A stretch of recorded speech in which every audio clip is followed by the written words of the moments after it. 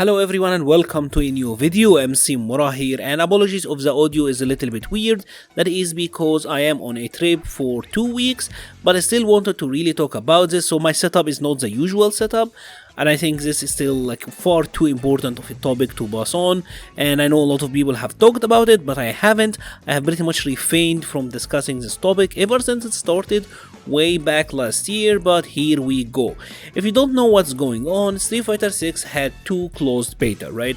And PC was one of the platforms that Capcom have released the beta on. As with everything PC, well, people have cracked the code, right? They have been able to play the game, even though the beta shouldn't be playable, well, they were still able to access it. They got training mode, and thanks to the online wizardry, they are able to run matches as well. Now then enters the second closed beta for Street Fighter 6, and suddenly there are a ton of players who are experts at the game and they're winning tournaments left and right. And this got a lot of people worried because Capcom have put out a gigantic prize pool for the Capcom Pro Tour for Street Fighter 6 the next season, and the question is, how will the crackers compete against the regular folks, because they have pretty much 6 or 7 months head start. And trust me, in a game like Street Fighter 6 where it seems like it's gonna be a mechanically driven game, that is a big deal. Now this all came into really hot fire recently because a pro player by the name of Momoshi, I'm sure you're aware of him if you're watching this channel, well, Momoshi said that Capcom is being too soft, right? They said that, well, these players, they should be permanently banned, get them out of here. And obviously this got a lot of talk, right? A lot of people are saying, well, in the previous games, say Street Fighter 4, Japan had always had head start because the games were mostly arcade games. The game would come out in the arcades, the Japanese players would have much longer of a head start, right? Couple of years, and that it's pretty much the same situation, right? But now the West have the advantage because typically using the illegal software of the crack is not something you would expect out of the Japanese players. I will say specifically the Japanese players, right? And that is where we're at right now. Should the crack be able to exist, or is it wrong? Are they cheaters? I mean, there's a lot of discussion about it, and since this is something that I would say only concerns the really competitive like tournament players, I've really refrained from talking about it because like I'm sure 99% of my viewers probably they do care about competing, but they are likely not competitive players themselves. And me personally, Egypt was never in the Capcom Pro Tour anyways, so I don't expect myself to be able to compete as well, right? But this got too hot and I wanted to throw in my opinion, because I don't think it's the same situation at all, right?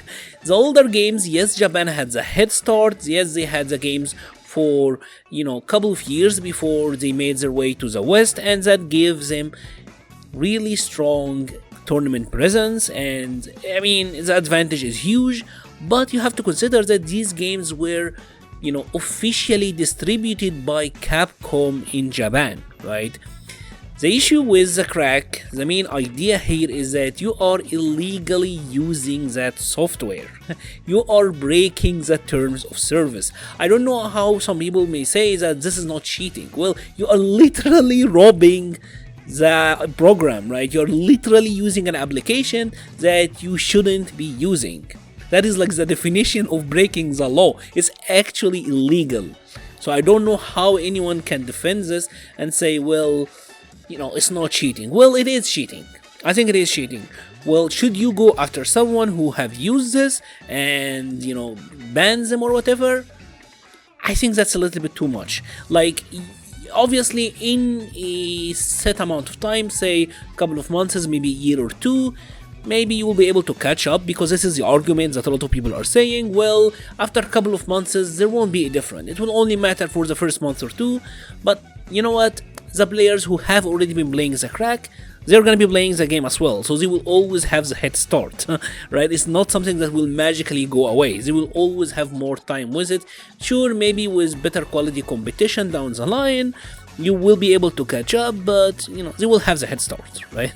Japan was always good in the previous games, and you have always had the head start, so I don't think that's really a strong argument. But my argument here is, even if you wanna, go after the crackers, how can you prove it, right? What Momoshi is saying is an ask that is impossible to deliver. How can you prove that someone has a crack? And is it someone who have just downloaded the crack? Is it someone who's played the crack daily? Is it someone who just wanted to check out the game and never had access to the closed beta to begin with? Is it someone who played online? You know, it's just an impossible ask. It really is an impossible ask. Like, it's just what it is. And this is the key.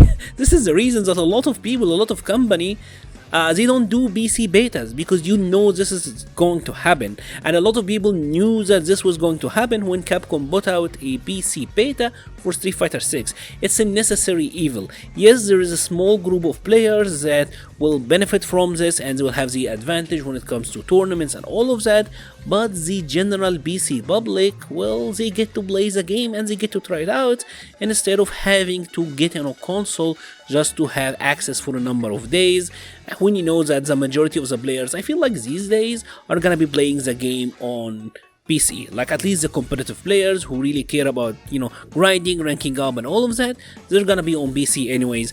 So I think it was a necessary evil. I am pro putting the betas on PC even if there is gonna be a crack, because like I said, it will only benefit like a very small amount of players. And that's about it. Yeah, I am pro not cracking. I don't think you should be able to do it. I don't think you should do it.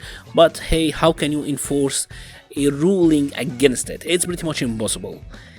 Let me know your thoughts about the whole topic in the comment section below. I will be leaving a link to the Patreon, Discord, Twitter and Twitch pages in the description. There will also be a video coming up pretty soon about the DLC characters for Street Fighter 6, my opinion on the season pass, but that is probably coming out in a couple of days. Thank you so much for watching and stay safe.